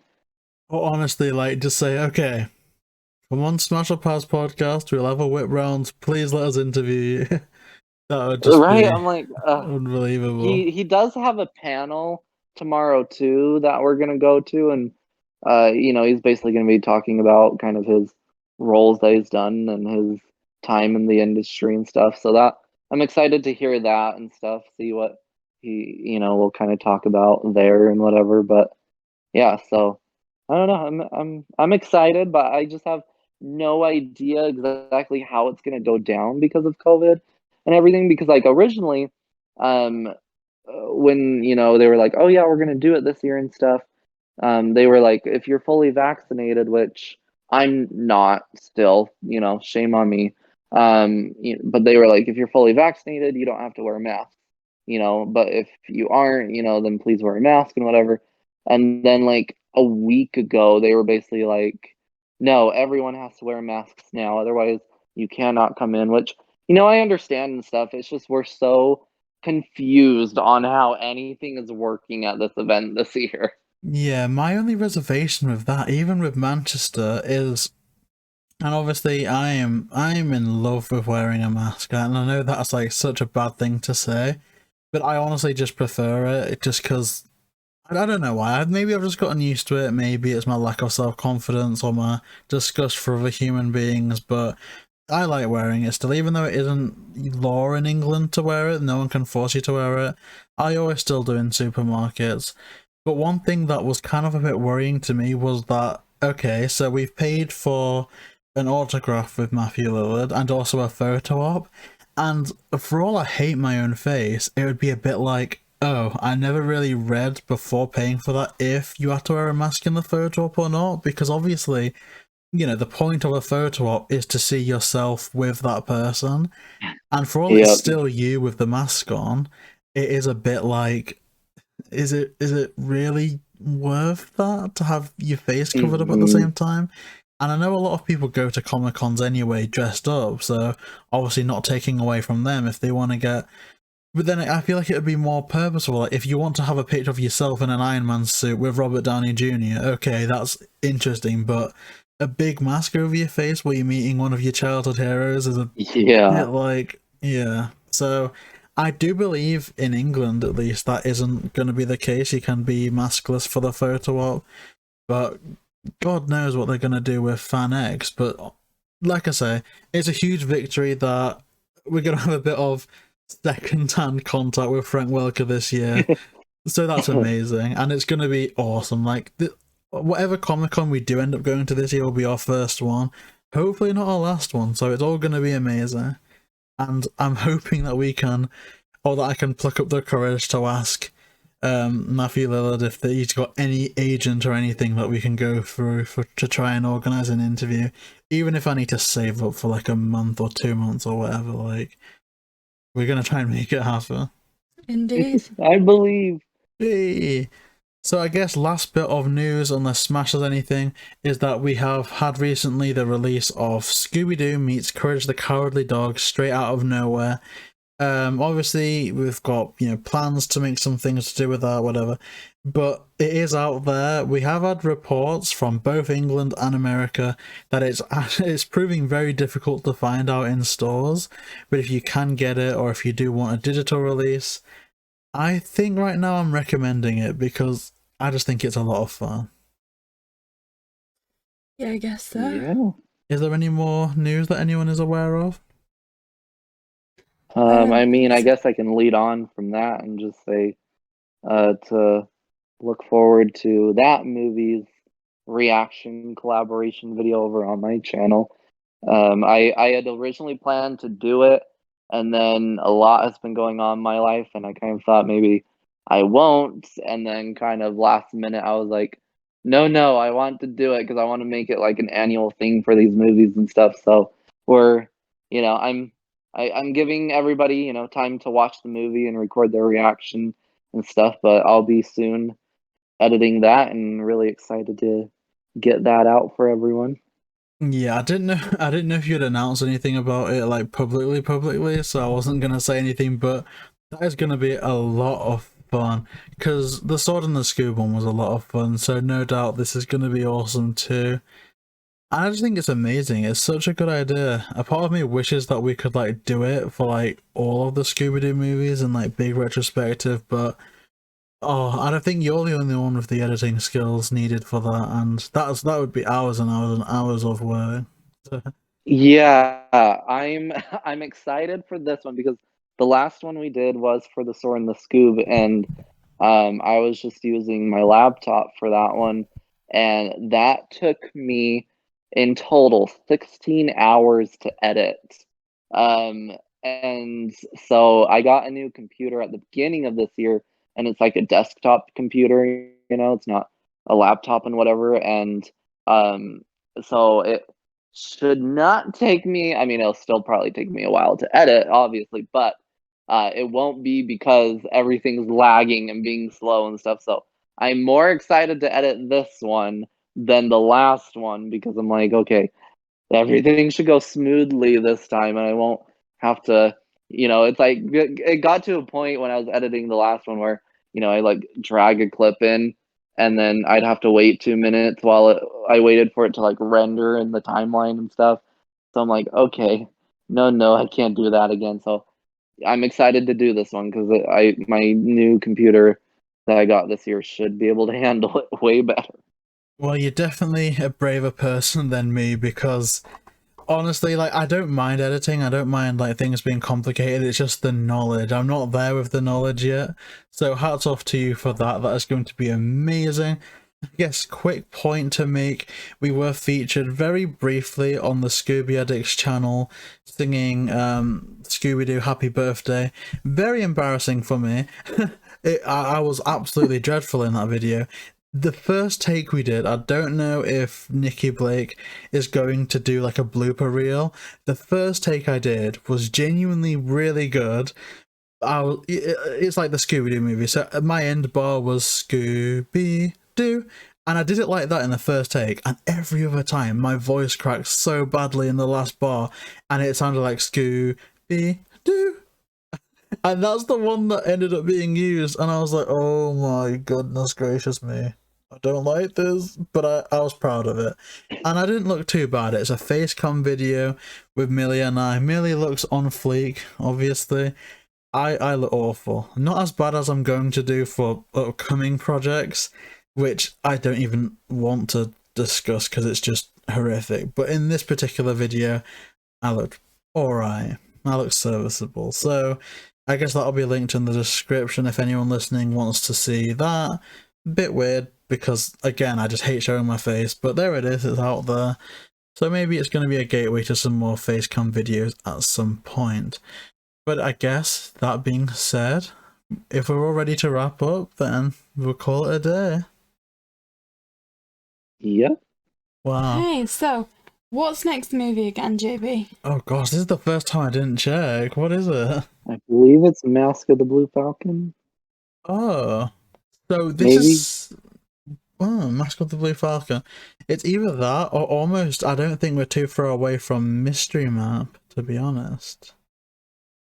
I don't think we're too far away from anything. That's great. I'm just going to quickly check. So, yeah, Mask of the Blue Falcon.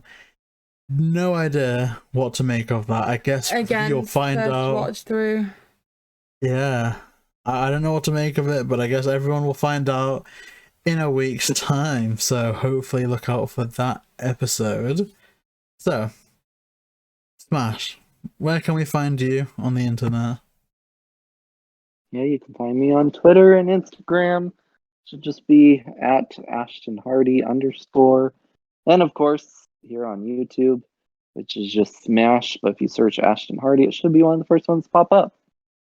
Okay, that is amazing. Again, that will be linked in the description down below.